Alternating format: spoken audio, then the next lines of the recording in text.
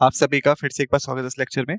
तो जैसा कि हम जानते हैं कि हम कवर कर रहे हैं प्रीवियस ईयर क्वेश्चंस को, ओके। और बेसिकली प्रीवियस लेक्चर में हमने स्टार्ट किया था इकोनॉमिक सेक्शन को, राइट। एंड हमने कवर किए थे 15 क्वेश्चंस।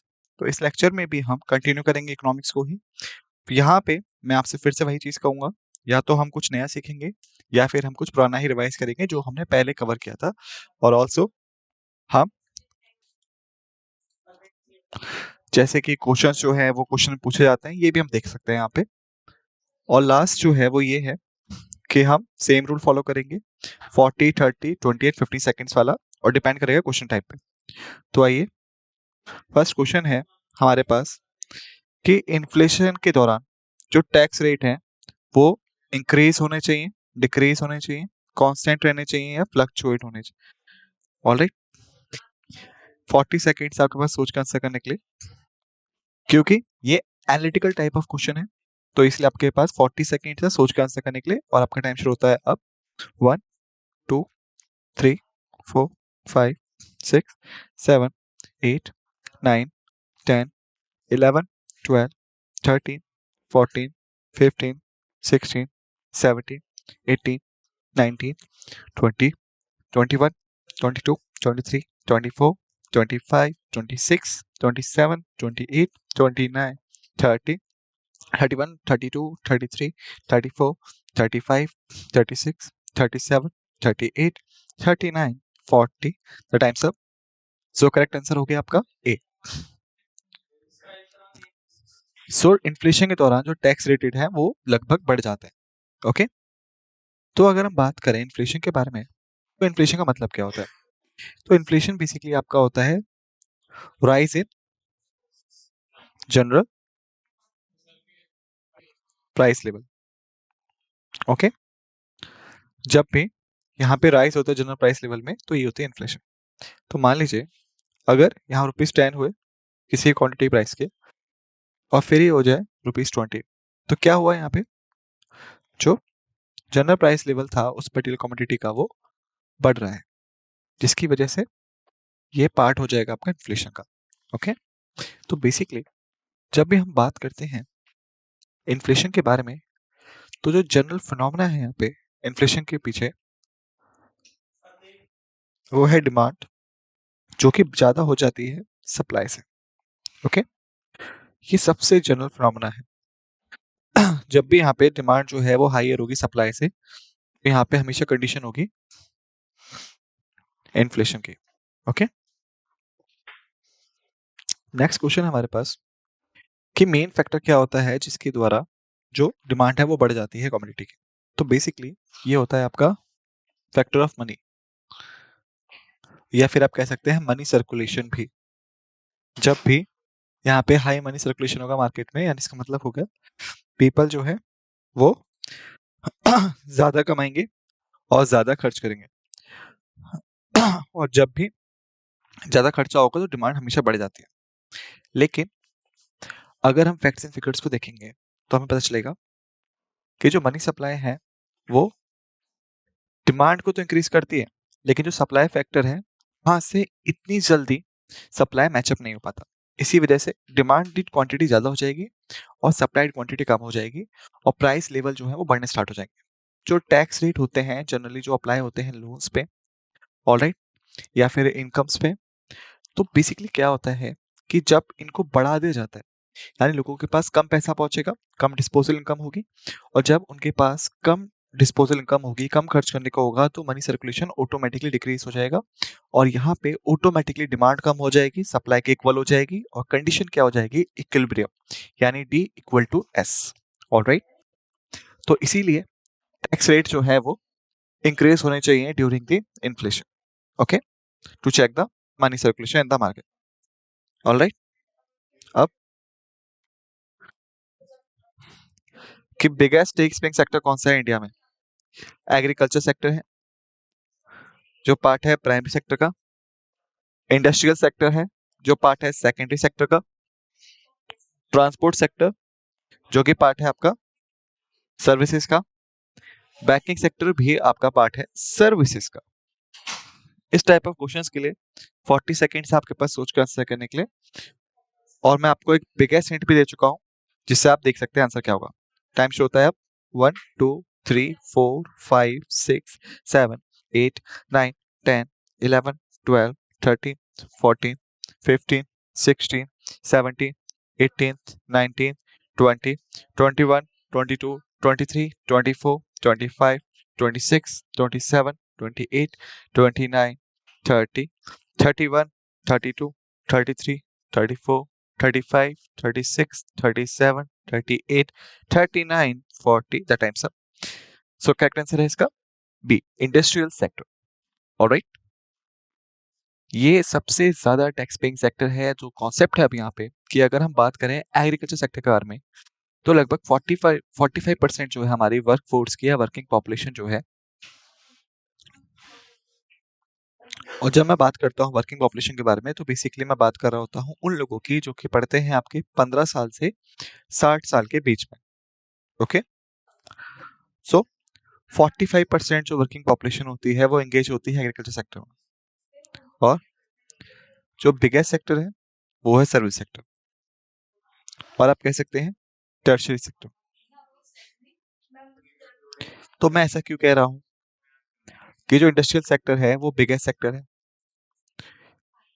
इसके पास मैक्सिमम पार्टिसिपेशन नहीं है, इसके पास मैक्सिमम शेयर नहीं है जीडीपी में। तो ऐसा क्यों है? रीजन है जो इनकम है जो जनरेट होती है इंडस्ट्रियल सेक्टर में वो बहुत ज्यादा होती है in comparison with agriculture and the service sector. Okay, और यदि इनकम हाई है तो जो टैक्स है वो भी ऑटोमेटिकली हाई हो जाएगा। ऑलराइट, जैसे मान लीजिए अगर 1000 रुपए आपकी इनकम है, 10% इंटरेस्ट है, तो आपका जो टैक्स हो गया वो 100 रुपए हो गया। ऑलराइट, लेकिन अगर 10,000 आपकी इनकम है, सेम रेट पे आप कितना पे करेंगे? 1000 रुपए पे करेंगे। ओके, तो इसीलिए याद रखिएगा कि जब भी जो इनकम हाई होगी जो टैक्स वो भी हाई हो जाएगा, और इसी वजह से जो इंडस्ट्रियल सेक्टर है वो बिगेस्ट टैक्स पेयर सेक्टर होता है। ओके, चलिए आगे चलते हैं। अब थर्ड क्वेश्चन हमारे पास है कि economics is what it out to be. Alright, ये स्टेटमेंट किसने दिया था? क्या किसके लिए है? नॉर्मेटिव इकोनॉमिक्स के लिए, पॉजिटिव के लिए है, मॉनेटरी के लिए है, या फिर फिजिकल इकोनॉमिक्स के लिए है? 40 सेकेंड से सोच के आंसर करने के लिए, और टाइम शुरू होता है अब 1 2 3 4 5 6 7 8 9 10 11 12 13th 14th 15th 16th 17th 18th 19th 20 21 22 23 24 25 26 27 28 29 30 31 32 33 34 35 36 37 38 39 40 the times up. तो बेसिकली ये पार्ट होता है आपका नॉर्मेटिव इकोनॉमिक्स का। ओके, अब अगर हमें रियली इस क्वेश्चन का आंसर देना है तो हमारी अप्रोच क्या होनी चाहिए कि पहले हमें पता होना चाहिए नॉर्मेटिव इकोनॉमिक्स क्या होती है, पॉजिटिव इकोनॉमिक्स क्या होती है, मॉनेटरी इकोनॉमिक्स क्या होती है, फिजिकल इकोनॉमिक्स क्या होती है। अगर हम टाइप्स ऑफ इकोनॉमिक्स के साथ में अवेयर हैं तो हम इस स्टेटमेंट के बारे में अवेयर होंगे, और ये क्यों इसके नॉर्मेटिव इकोनॉमिक्स का अंडर आता है वो भी हम जानेंगे। तो आइए डिस्कशन स्टार्ट करते हैं इस टॉपिक के ऊपर। तो फर्स्ट है हमारा कि अगर हम बात करें नॉर्मेटिव इकोनॉमिक्स के बारे में,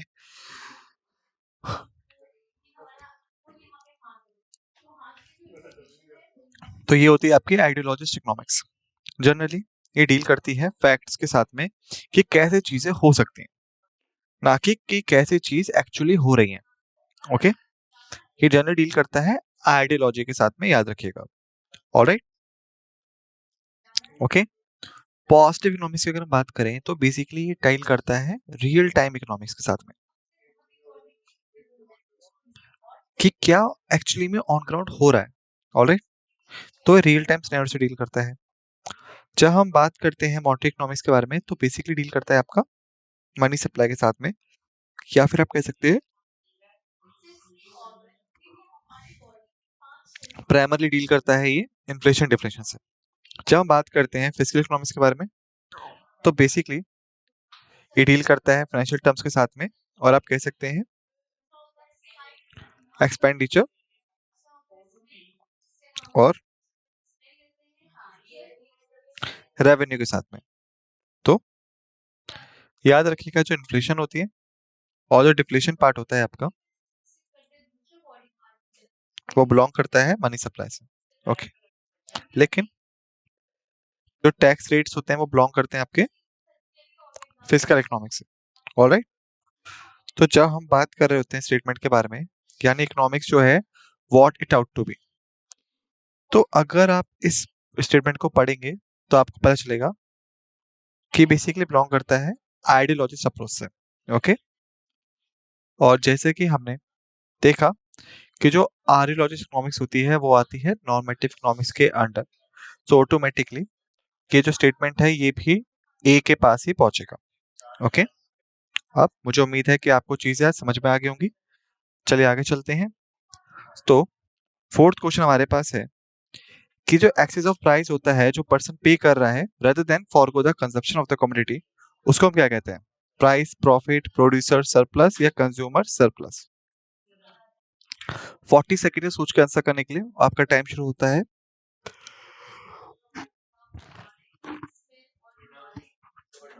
अब 1 2 3 4 5 6 7 8 9 10 11 12 13 14 15 16 17th 18th 19th 20 21 22 23 24 25 26 27 28 29 30 31 32 33 34 35 36 37 38 39 40। The times up.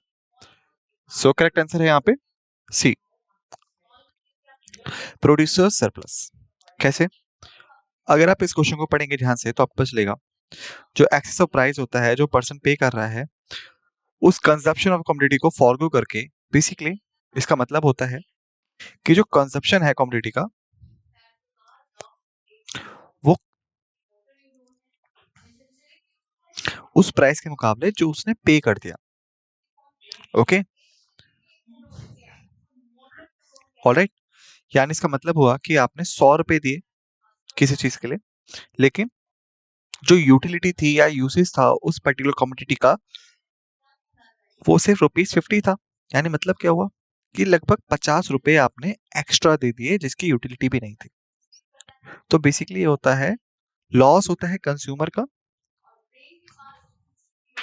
क्योंकि जैसा कि हमने देखा कि वो ज्यादा दे रहा है लेकिन उसको मिल कम रहा है।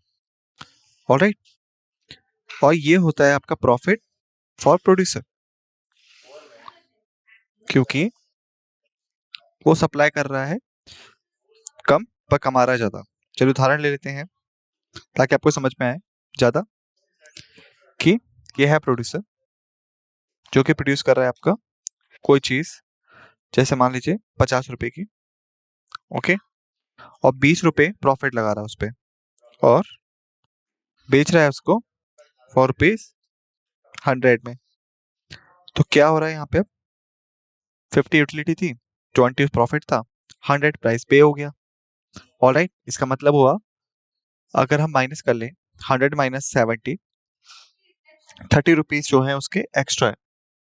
तो ये जो वो पर्सन है जो कि चीजें खरीद रहा है, ओके, कितना पे कर रहा है? 100 रुपए पे कर रहा है, लेकिन जो यूटिलिटी है वो कितनी है? सिर्फ 20। ओके, इसका क्या मतलब हुआ कि 50 जो है वो एक्स्ट्रा पे कर चुका है। अब मुझे उम्मीद है कि आपको कॉन्सेप्ट समझ में आ गया होगा। 15 जो है वो यूटिलिटी थे, 20 प्रॉफिट था, फाइनल प्राइस 100 रुपए हो गया। सो 30 रुपए जो था प्रॉफिट को बढ़ाने के बाद और प्रॉफिट को इंक्लूड करने के बाद भी उसको एक्स्ट्रा मिलेगा, क्योंकि ये जो प्राइस था और ये जो यूटिलिटी थी वो मिसमैच हो गए। ऑलराइट, चलिए आगे चलते हैं। क्वेश्चन है कि जब हम ऑफिशियल चेंज के पास जाते हैं exchange rate of domestic currency में, then it is called appreciation, depreciation revaluation है एंड डिफ्लेशन। 30 सेकेंड से सोच कर आंसर करने के लिए टाइम स्टार्ट होता है अब। 1 2 3 4 5 6 7 8 9 10 11 12 13 14 15 16 17 18 19 20 21 22 23 24 25 26 27 28 29 30। Times up. करेक्ट आंसर है सी। ऑलराइट। तो बेसिकली अगर हम बात करें एक्सचेंज रेट्स के बारे में, तो बेसिकली यहाँ पे दो तरह के करेंसीज होती हैं। पहली होती है डोमेस्टिक, सेकंड होती है हमारी फॉरेन करेंसी। ऑलराइट। चलिए मैं एग्जांपल लेता हूं कि जब हम बात करते हैं रुपीस के बारे में, तो एज एन इंडियन जो रुपीस है वो होते हैं हमारी डोमेस्टिक करेंसी। लेकिन जब हम बात करते हैं डॉलर्स के बारे में, रूबल्स के बारे में, तो बेसिकली होते हैं फॉरेन करेंसीज। ऑलराइट। सो जो एक्सचेंज रेट होता है बेसिकली वो होता है रेशो। जैसे $1 जो है वो इक्वल है आपका 80 रुपीज के, तो ये हो गया 1:80। ठीक वैसे ही अगर हम 1 रुपीज को बोल दें कि वो इक्वल है 0.83 रूबल, तो यानी ये हो गया 1:0.83। तो जो एक्सचेंज रेट होता है बेसिकली वो ये होता है कि कितनी डोमेस्टिक करेंसी आपको देनी पड़ेगी, उसके बदले में आपको कितनी फॉरेन करेंसी मिलने वाली। ऑलराइट। तो इस केस में आपको 80 देने पड़े तो आपको $1 मिल गया। इस केस में आपको 0.83 दिया तो आपको 1 रूबल मिल गया। ऑलराइट। तो जो रिवैल्यूएशन होती है ये होती है एप्रोप्रिएट टर्म। रिवैल्यूएशन जो होती है ये होती है एप्रोप्रिएट टर्म। एप्रिसिएशन कंडीशन कब होती है? जब आपको डोमेस्टिक करेंसी कम देनी पड़े, ऑलराइट, और आपको मोर फॉरेन करेंसी मिले। ऑलराइट। रूबल के केस में ये होता है क्योंकि आप 0.83 दे रहे होते हैं और आपको कितना मिल रहा है? 1 रूबल मिल रहा है। ओके। ठीक वैसे ही जो डेप्रिसिएशन होती है वो कंडीशन होती है जब आपको ज्यादा देना पड़ता है डोमेस्टिक करेंसी को और आपको कम फॉरेन करेंसी मिलती है। तो अगर आपको 80 रुपीज देने पड़ रहे हैं पर आपको मिल रहा है सिर्फ $1। रिवैल्यूएशन जो होता है बेसिकली ये होता है change in the exchange rate, और डिफ्लेशन क्या होता है बेसिकली? लो जनरल प्राइस लेवल। ऑलराइट। मुझे उम्मीद है कि आपको चीजें समझ में आ गई होंगी। 6 क्वेश्चन हमारे पास है। जो इन्फ्लेशन रिडिस्ट्रीब्यूट करती है इनकम और वेल्थ को किसके फेवर में? पेंशनर्स, पुअर्स, मिडिल क्लास या रिच? 30 सेकंड आपके पास सोच कर आंसर करने के लिए और टाइम शुरू होता है 1 2 3 4 5 6 7 8 9 10 11 12 13 14 15 16 17 18 19 20 21 22 23 24 25 26 27 28 29 30। Times up. करेक्ट आंसर है यहाँ पे डी। इन्फ्लेशन जो होता है वो रिडिस्ट्रीब्यूट करती है इनकम को और वेल्थ को इन फेवर ऑफ रिचर। क्यों? क्योंकि मान लीजिए अगर जो प्राइस है कमोडिटी का बढ़ रहा है तो किसको बेनिफिट कर रहा है? कंज्यूमर को? नहीं, कभी नहीं करेगा। लेकिन जो प्रोड्यूसर है उसके मजे आ जाएंगे क्योंकि उसको प्रॉफिट ज्यादा मिल रहा होगा। ओके। और जो प्रोड्यूसर है वो होगा अमीर आदमी। तो इसी वजह से जो इन्फ्लेशन है वो डिस्ट्रीब्यूट करती है इनकम और वेल्थ को इन फेवर ऑफ विच, क्योंकि जनरली ये होते हैं प्रोड्यूसर जिन्हें ज्यादा प्रॉफिट मिलते हैं। और ये जितनी भी क्लासेस हैं ये बिलोंग करती हैं कंज्यूमर से। ऑलराइट। चलिए अब आगे चलते हैं। 7th क्वेश्चन हमारे पास है कि जो फ्रेंच बेनिफिट टैक्स होता है कि बजट में कब इंट्रोड्यूस हुआ? 2003 से 4 में, 4 से 5 में, 5 से 6 में या 6 से 7 में? ऑलराइट। तो इस तरह के क्वेश्चंस के लिए आपके पास 30 सेकंड है सोच कर आंसर करने के लिए। 30 मिनट 20। आपका टाइम शुरू होता है अब 1 2 3 4 5 6 7 8 9 10 11 12 13 14 15 16 17 18 19 20। Times up. So correct answer है यहाँ पे सी। तो बेसिकली 2005 से 2006 का टाइम था जब जो फ्रेंच बेनिफिट टैक्स था वो इंट्रोड्यूस हुआ। ऑलराइट, तो फ्रेंच बेनिफिट टैक्स होता क्या है बेसिकली, इसका मतलब क्या होता है? ऑलराइट, तो बेसिकली ये होता है आपका टैक्स जो कि एम्प्लॉयर के ऊपर होता है और उसको देना होता है ऐसे सर्टेन बेनिफिट्स के तौर पे टू एम्प्लॉयज।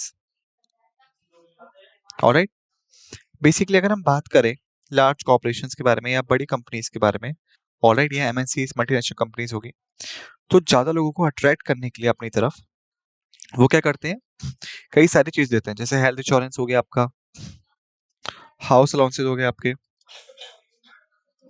और various other types of amenities हो गए और बेनिफिट्स हो गए जो वो देते हैं। ऑलराइट, ताकि वो अपने एम्प्लॉयज को रिटेन कर सकें। ऑलराइट, लेकिन इनको प्रोवाइड करने के लिए उन्हें कुछ टैक्सेस देने पड़ते हैं अथॉरिटीज को, और जो टैक्सेस होते हैं इनको हम जानते हैं फ्रेंच बेनिफिट टैक्स के तौर पे। सिंपल मतलब हुआ कि ये एम्प्लॉयर पे आते हैं क्योंकि वो एम्प्लॉय को कुछ बेनिफिट्स प्रोवाइड कर रहा है। ऑलराइट, और अगर कोई भी कंपनी अपने एम्प्लॉयज को कई सारी चीजें दे रही है अट्रैक्ट करने के लिए यूथ को, तो एटलीस्ट उनको कुछ ना कुछ टैक्सेस अथॉरिटीज को देने पड़ेंगे। चलिए अब आगे चलते हैं। 8th क्वेश्चन हमारे पास है, जो purchase of shares and bonds होती हैं इंडियन कंपनीज में, वो फॉरेन इंस्टीट्यूशनल इन्वेस्टर के द्वारा की जाती हैं, तो उसे हम क्या कहते हैं? Foreign direct investment, FDI in short, portfolio investment, pi in short, NRI investment. NRI का मतलब होता है नॉन रेसिडेंट इंडियन, और आप इसको फॉरेन इनडायरेक्ट इन्वेस्टमेंट भी कह सकते हैं।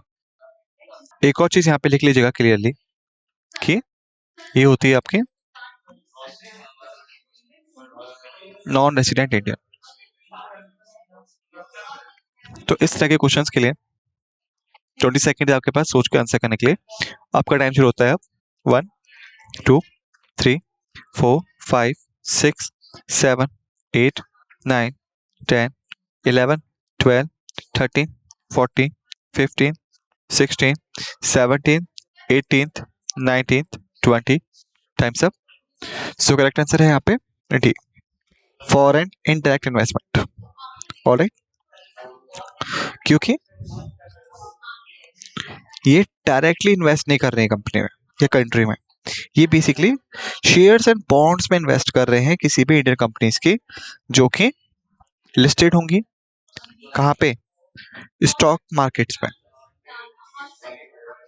ऑलराइट, या तो नेशनल स्टॉक एक्सचेंज में,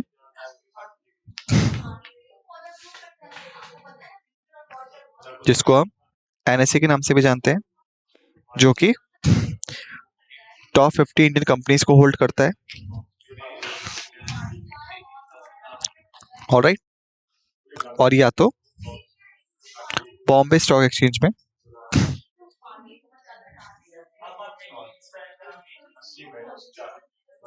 जो कि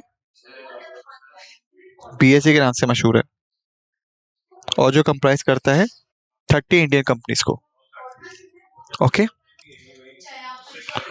और जो फॉरेन इन्वेस्टमेंट इन्वेस्टर्स होते हैं बेसिकली वो इन इंडियन कंपनीज के बॉन्ड्स को खरीदते हैं जो कि ऑलरेडी लिस्टेड होती हैं इंडियन स्टॉक मार्केट में, ताकि ये जो होते हैं डायरेक्टली इन्वेस्ट नहीं करते थे कंट्री में। बेसिकली ये शेयर्स एंड बॉन्ड्स खरीदते हैं इन कंपनीज के, ताकि जो कंट्रीज ये कंपनीज हैं बेसिकली ये उस पैसे का इस्तेमाल करें और बिजनेस करें और इनको पीछे से बेनिफिट मिलता रहे। तो ये होता है इनडायरेक्ट। ऑलराइट, और आप कह सकते हैं कि जैसे मान लीजिए उदाहरण के तौर पे कि अगर ये जो पर्सन है ये डायरेक्टली ₹50 लाख का इन्वेस्टमेंट कर देता है इंडिया में, तो ये हो गया डायरेक्ट इन्वेस्टमेंट। ऑलराइट, लेकिन कि मान लीजिए अगर ये इंडिया है और ये पर्सन जो है ये डिनोट करता है इंडियन कंपनी को और दूसरा वाला इन्वेस्टमेंट को, तो 50 लाख डायरेक्टली लगाने के दौरान कंट्री के दौरान इसने क्या करा, इसने इंडियन कंपनी को पकड़ा दिए और इस इंडियन कंपनी ने उस पैसे का इस्तेमाल किया कंट्री के अंदर और उस बंदे को जिसने 50 लाख दिए थे उसको बेनिफिट मिल जाएगा। तो ये होता है इनडायरेक्ट इन्वेस्टमेंट। ओके, चलिए आगे चलते हैं। 9th क्वेश्चन हमारे पास कि monopolist resorts to price description depending upon होता है किस चीज पे, इलास्टिसिटी ऑफ सप्लाई पे, डिमांड पे, लॉ ऑफ डिमांड पे या लॉ ऑफ सप्लाई पे। ऑलराइट, 20 सेकेंड्स आपके पास सोच के आंसर करने के लिए और टाइम शुरू होता है अब। 1 2 3 4 5 6 7 8 9 10 11 12 13 14 15 16 17 18 19 20 times up. So correct answer है यहाँ पे बी, ऑफ डिमांड पे। ओके, तो बेसिकली जब हम बात करते हैं लास्ट रेट सप्लाई के बारे में तो ये होता है आपका change in quantity demanded to change इन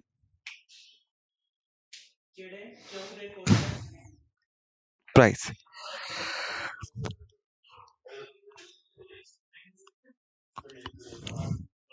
इसको सप्लाई कर लीजिएगा ऊपर और फिर है change in quantity demanded to change in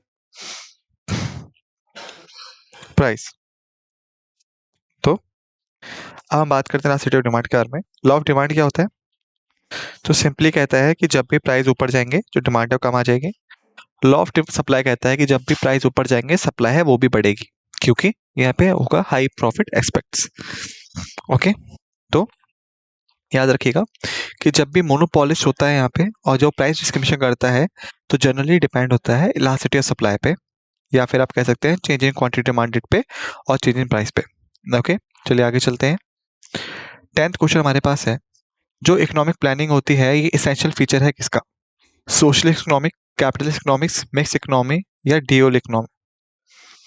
15 second है सोच के आंसर करने के लिए, क्योंकि ये 1 गो क्वेश्चन है और टाइम शो होता है 1 2 3 4 5 6 7 8 9 10 11 12 13 14 15 टाइम्स अप।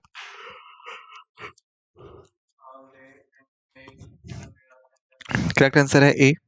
तो इकोनॉमिक प्लानिंग बेसिकली क्या होता है, ये होती है प्लानिंग ऑफ रिसोर्सेज।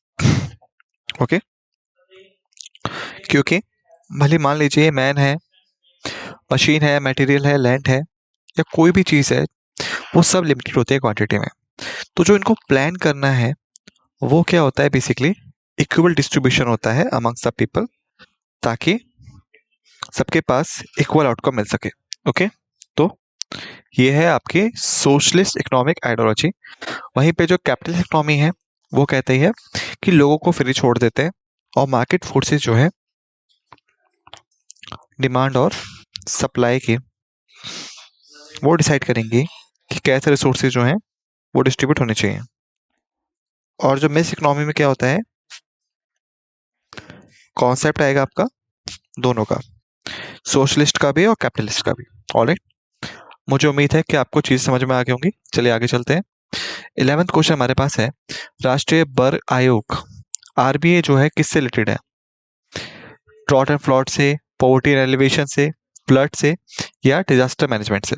20 सेकेंड है सोच के आंसर करने के लिए। टाइम शुरू होता है 1 2 3 4 5 6 7 8 9 10 11 12 13 14 15 16 17 18 19 20 टाइम्स अप। करेक्ट आंसर है इसका सी, फ्लड से। ऑलराइट, अगर आप इस वर्ड को देखेंगे तो ये बाढ़ है। ओके, बाढ़, और हम बाढ़ को इंग्लिश में बोलते हैं फ्लड्स। ऑलराइट, तो इसी वजह से जो राष्ट्रीय बाढ़ आयोग है बेसिकली ये ऑटोमेटिकली फ्लड से ट्रीट हो जाएगा। चलिए आगे चलते हैं। लो कॉस्ट हाउसिंग जो है एग्जांपल है किसका, मिक्स बॉन्ड का, सोशल बॉन्ड्स का, प्राइवेट बॉन्ड्स का या मैरिट बॉन्ड्स का। 15 सेकेंड है सोच के आंसर करने के लिए। टाइम शुरू होता है अब 1 2 3 4 5 6, 7, 8, 9, 10, 11, 12, 13, 14, 15 टाइम्स अप। करेक्ट आंसर है इसका मेरिट बॉन्ड्स। ओके, जो मेरिट बॉन्ड्स होते हैं बेसिकली ये होती है आपकी क्राइटेरिया एलिजिबिलिटी का।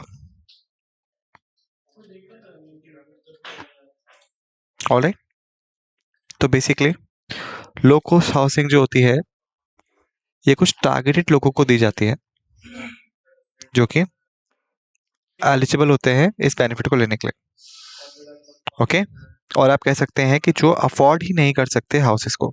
ऑलराइट, तो उन लोगों के लिए बेसिकली जो लो कॉस्ट हाउसिंग है ये पर्पस्ड होती है। ऑलराइट, चलिए आगे चलते हैं। 13th क्वेश्चन हमारे पास है, कंजप्शन जो होता है सिर्फ इंजॉय करने के लिए सोशल एक्नॉलेजमेंट को उसको हम क्या कहते हैं? रेशनल हो गया, सोशल हो गया, कंसपिशियस हो गया, या डेमोन्स्ट्रेशन कंजप्शन हो गया। बहुत ही सिंपल क्वेश्चन है, 15 सेकंड्स आपके पास सोच कर आंसर करने के लिए। टाइम शुरू होता है 1 2 3 4 5 6 7 8 9 10 11 12 13 14 15 टाइम्स अप। करेक्ट आंसर है इसका सी, कॉन्स्पिकस कंजप्शन। तो बेसिकली क्या होता है कि मान लीजिए जब आप पैसा खर्च कर रहे हैं, जब आप पैसा खर्च कर रहे हैं अपनी नीड को सेटिस्फाई करने के लिए नहीं और अपनी यूटिलिटी को सेटिस्फाई करने के लिए नहीं, बल्कि फॉर ऑब्स्टेनेशियस के लिए, दिखावे के लिए, या फिर आप बस लोगों को दिखाना चाह रहे हैं कि आपके पास पैसा है और आप खर्च कर सकते हैं। ऑलराइट, तो इसी वजह से इसको हम कहते हैं कॉन्स्पिकुअस कंजप्शन, क्योंकि आप चीज़ों को बाय तो कर रहे हैं लेकिन जो आपके काम की है ही नहीं, या फिर आप सिर्फ डेमोन्स्ट्रेशन के लिए उसको ले रहे हैं, या फिर सोशल एक्नॉलेजमेंट के लिए चीज़ों को खरीद रहे हैं। 14th क्वेश्चन हमारे पास है कि इनमें से कौन से फॉलोइंग इकोनॉमिक्स थे जिनको हम कंसीडर करते हैं मास्टर ऑफ पार्शियल एनालिसिस के। ये भी 1 को क्वेश्चन है, 15 सेकंड्स आपके पास सोच कर आंसर करने के लिए। ओके, और टाइम शुरू होता है 1 2 3 4 5 6 7 8 9 10 11 12 13th 14th 15th times up. तो आंसर है बी, अल्फ्रेड मार्शल। ये वो इंसान थे जिन्होंने पार्शियल एनालिसिस दिया था। ओके, चलिए आगे चलते हैं। 15th क्वेश्चन हमारे पास है, India making double taxation avoidance agreements DTAA with other countries किस चीज के प्रमोशन के लिए? Bilateral trade, external commercial borrowings, foreign direct investment, foreign institutional investment. 20 second है सोच के आंसर करने के लिए, और टाइम शुरू होता है अब 1 2 3 4 5 6 7 8 9 10 11 12 13 14 15 16 17 18 19 20 times up. So basically correct answer है इसका bilateral trade. Okay, so basically जो डबल टैक्सेशन प्रिंसिपल है वो कहता है कि मान लीजिए अगर यहाँ पे 2 कंट्रीज हैं, ए है और बी है, और अगर यहाँ पे लोग हैं जो कि ट्रेड करना चाहते हैं, अगर मैं टैक्स ए में दे चुका हूँ और मुझे वही टैक्स फिर से बी में देना पड़ जाए, तो क्या होगा? जो मेरा प्रॉफिट मार्जिन है वो बहुत कम हो जाएगा, क्योंकि मुझे 2 जगह टैक्सेस देने पड़े हैं। ऑलराइट, उदाहरण के तौर पे कि मान लीजिए अगर मैन्युफैक्चरिंग कॉस्ट जो है वो 100 रुपये है, कंट्री ए में जो टैक्स है वो 20 है और कंट्री बी में भी 20 है, तो ऑलरेडी जो मेरा प्राइस है वो 140 क्रॉस कर चुका है। और अगर मैं 10 रुपये का प्रॉफिट लगा दूं तो प्राइस हो जाएगा 150। ऑलराइट, और अगर मैं डोमेस्टिक मार्केट की तरफ देखूंगा ए एंड बी के, तो जो प्राइसेस है वो कम हो जाएंगे, अबाउट 100 रुपीज, क्योंकि ये सिर्फ एक ही कंट्री को टैक्सेस दे रहे हैं, ये 2 कंट्रीज को टैक्सेस नहीं दे रहे। ऑलराइट, लेकिन क्या होता है इसकी वजह से जो बहुत सारे इन्वेस्टमेंट्स हैं जो कि इंडिया में आ सकते थे, रीजन क्या है? क्योंकि जब बाहर का बंदा अपने कंट्री में टैक्स पे करने के बाद इंडिया में भी टैक्स पे कर रहा है, तो डायरेक्टली वो इन्वेस्ट नहीं करेगा। क्यों? क्योंकि डोमेस्टिक मार्केट में ऑलरेडी प्रोडक्ट होगा जो कि सस्ता होगा, 100 रुपये में होगा, तो जो बायर वो 100 रुपये के ले जाएगा वो 150 रुपये में नहीं जाएगा। राइट। तो इस तरह की कंडीशंस को अवॉइड करने के लिए इंडिया ने साइन किया था DTAA कुछ कंट्रीज के साथ में। यानी मतलब हुआ कि ए और बी अगर दो कंट्रीज हैं, बी कंट्री इंडिया है, अगर पर्सन जो है ए से वो इंडिया में कुछ बेचना चाहता है, ऑलराइट, तो उसको टैक्सेस देने पड़ेंगे सिर्फ अपनी कंट्री में, ऑलराइट। यानी मतलब हुआ 100 रुपये प्रोडक्शन कॉस्ट थी, 20 रुपये का टैक्स लग गया, ऑलराइट, एंड 10 रुपये का प्रॉफिट लग गया, तो कितना हो गया, 140 हो गया, 130 सॉरी। तो जो मेरा प्रॉफिट हो गया वो 20 रुपीज़ हो गया क्योंकि मैंने बढ़ा दिया। और प्रीवियस में मेरा प्रॉफिट जो था वो सिर्फ 10 था, कि यहाँ पे टैक्सेस कम देने पड़ गए तो मैं अपना प्रॉफिट मार्जिन बढ़ा सकता हूँ, ऑलराइट।